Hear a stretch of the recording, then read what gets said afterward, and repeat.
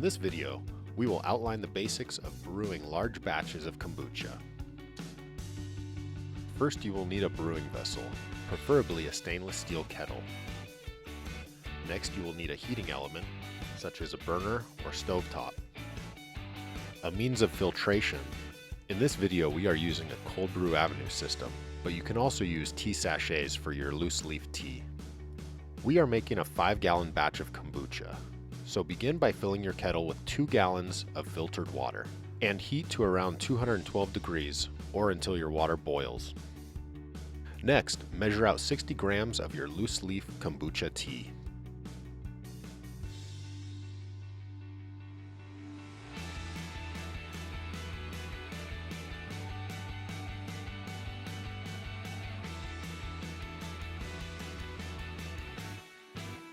Once you have reached your desired temperature or boiling, you can turn the flame off.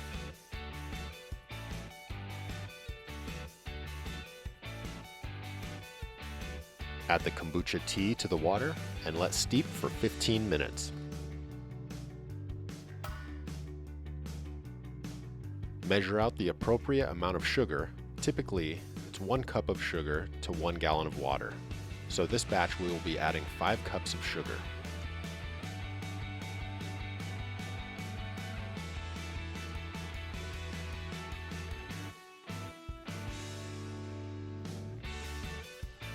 After the tea is steeped for 15 minutes, strain into your fermenting vessel. In this video, we are using a stainless steel fermenter.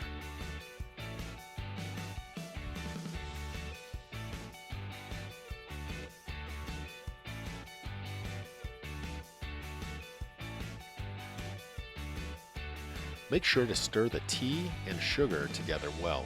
This will help ensure that the sugar dissolves well and mixes thoroughly throughout the tea. Next, add 3 gallons of ice-cold water. This will help rapidly crash the temperature of your tea.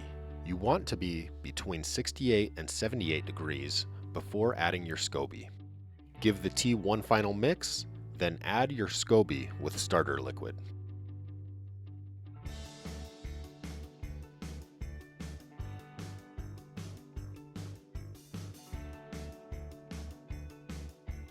Place a breathable cloth over the fermenter and secure with a large rubber band.